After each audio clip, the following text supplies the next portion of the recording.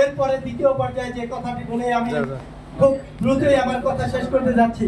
প্রিয় উপস্থিতি, এই রমজান মাস কুরআন মাজিদ নাযিল করেছে গোটা মানব জাতির জন্য জীবন যাপনের বিধান, কিন্তু আমাদের সমাজ ব্যবস্থা, আমাদের জীবন যাপনের বিধান যে কোরআন দিছে, আমাদের বিচার ফয়সালা হওয়ার কথা ছিল কোরআনের অনুযায়ী হওয়ার কথা ছিল কিনা? জীবন যাপন করলে তো বিচার ফয়সালা তো কোরআন অনুযায়ী হতে হবে। আমাদের অর্থনীতি কোরআন অনুযায়ী হওয়ার কথা ছিল না?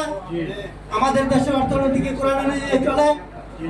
আমাদের সমাজে জীবন ব্যবস্থা, সংস্কৃতি কি কোরআনের বিধান অনুযায়ী চলে? তাহলে ওভারঅল আমাদের এই কোরআন মাজিদ হয়েছে গোটা মানব জাতির জীবন যাপনের বিধান, কিন্তু মুসলিম সমাজ তথা এই মানব জাতির মধ্যে কোরআন নিয়ে গবেষণা করে হয় নাই যে এটা জীবন যাপনের বিধান। প্রিয় উপস্থিতি, এই কোরআনটাকে জীবনের একমাত্র পাথেয় তৈরি করতে গেলে আমাদের আদালত পাড়ায় বিচার ফয়সালায় কোরআন অনুযায়ী হতে হবে। আমাদের রাষ্ট্র পরিচালিত হতে হবে কোরআন অনুযায়ী, আমাদের সমাজ পরিচালিত হতে হবে কোরআন অনুযায়ী, আমাদের ইউনিয়ন পরিষদ পরিচালিত হতে হবে কোরআন অনুযায়ী, আমাদের সংস্কৃতি হতে হবে কোরআন অনুযায়ী, আমাদের অর্থনীতি হতে হবে যাকাত ভিত্তিক। তাহলে কেবল কোরআন অনুযায়ী এই জীবনটা আমাদের জাতির জীবন যাপনের বিধান মানলাম আমরা, মানতে পারলাম কিনা?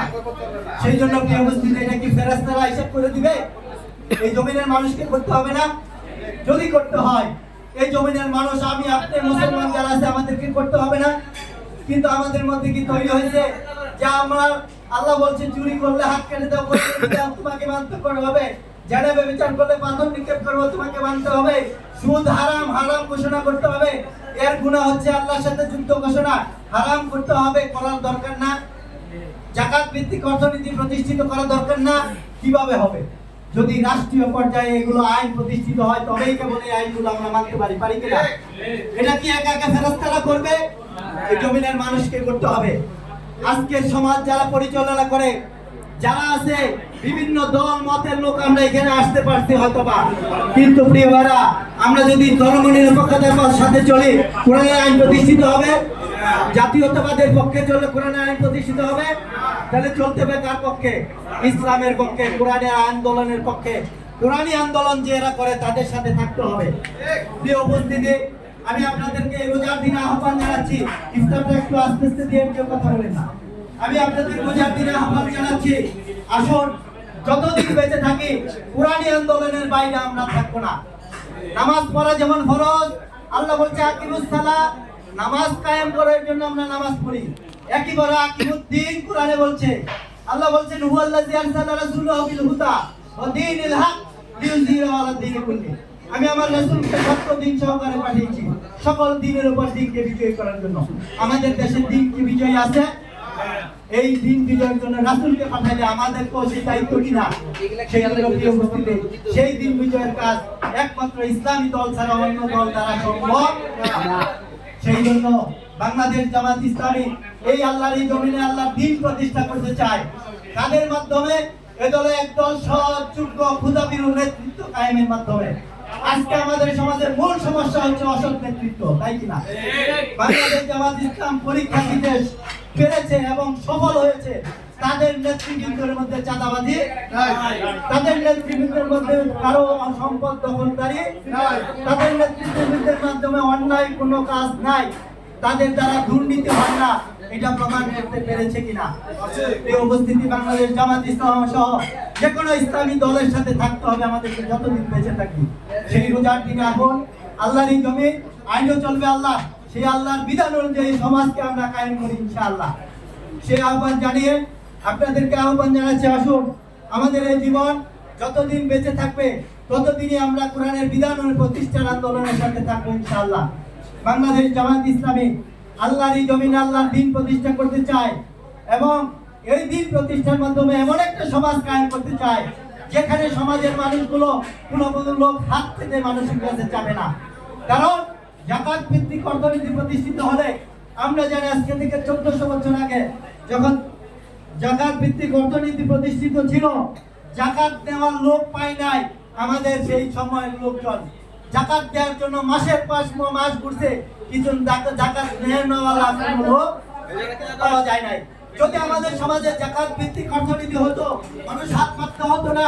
আজকে আপনার আমার সন্তানকে হাসপাতালে ভর্তি করাবো, লক্ষ লক্ষ টাকা খরচ দিতে হয়, অথচ এই খরচ বহন করার ক্ষমতা আমার, তাহলে এটা সরকারি ভাবে ব্যবস্থা হওয়ার কথা ছিল। আজকে অনেকের বাসস্থান নাই, এটা ইসলামী সমাজ রাষ্ট্র কায়েম হলে কেবলমাত্র সম্ভব। এই সমাজকে একটি সমাজ এমন সমাজ উপহার দেওয়া, সবাই অন্ন বস্ত্র বাসস্থান এবং চিকিৎসা সকল কিছুর গ্যারান্টি পাবে একমাত্র ইসলাম যদি সমাজে প্রতিষ্ঠিত হয়। প্রিয় উপস্থিতি, আসুন বাংলাদেশ জামাত ইসলামী সেরকম একটা সমাজ কায়েম করতে যায়। আমাদের এই সমাজে, বিশেষ করে বাংলাদেশে, আমরা যতদিন বেঁচে থাকবো, আমাদের নেতৃবৃন্দ বাছাইয়ের সময় ইউনিয়ন পরিষদের মেম্বার বলেন, চেয়ারম্যান বলেন, এমপি বলেন, উপজেলা চেয়ারম্যান বলেন, ভাইস চেয়ারম্যান বলেন, যেখানেই থাকবে ইসলামী দলের লোকের বাইরে কাউকে আমরা ভোট দিব না। সেই প্রতিশ্রুতি নেই, কারণ এই আপনার ক্ষমতা পেয়ে তারা যদি অন্যায় কাজ করে, এই অন্যায়ের দায়ভার আমাকে দিতে হবে। আর ভালো ব্যক্তিকে যদি এই ক্ষমতায় বসানো যায়, তারা যদি সৎ কাজ করে, সওয়াবের কাজ করে, তারও সওয়াব আমরা পাবো। সেই জন্য প্রিয় উপস্থিতি, সময় খুব সংক্ষিপ্ত, আসুন আপনাদের শেষ পর্যায়ে যে কথাটি বলতে চাচ্ছি, যাকাত ভিত্তিক অর্থনীতি সমাজ প্রতিষ্ঠিত করা খুবই ফরজ। প্রিয় উপস্থিতি, আমরা যাকাতের নেশাব আমরা অনেকে মনে করি 11 লক্ষ টাকা হলে, কারো 7.5 কোটি সোনার দাম এখন 1,20,000 করে হলে 7 বছর 84-9 লাখ টাকার উপরে চিন্তা করি আমরা, তাই কিনা? কিন্তু যাকাতের নেশাব আরেকটা আছে, জানেন কিনা? 52.5 তোলা রূপা। তাহলে আপনি স্বর্ণ কেনার ক্ষমতা নাই, রূপা কেনার ক্ষমতা আছে, তাহলে 52.5 তোলা রূপার দাম মাত্র 55,000। কারো 50,000 টাকা হলে যাকাত কিন্তু ফরজ হয়ে যাওয়ার কথা, তাই কিনা? এই হিসেবে তাহলে আমাদের অনেকেরই, এখানকার বেশিরভাগ লোকেরই দেখবেন যাকাত ফরজ হয়ে গেছে। সেই জন্য যাকাত হচ্ছে মানুষের সম্পদ প্রসিদ্ধ করে, সম্পদ বৃদ্ধি করে, সম্পদকে পবিত্র করে। সেই জন্য প্রিয় উপস্থিতি, এই যাকাত যদি না দেয়, তাহলে কি আমাদের ময়দানে এই যাকাতের অর্থ আমাকে সাফ হয়ে আমাদের সমর্পিত থাকবে। সেই জন্য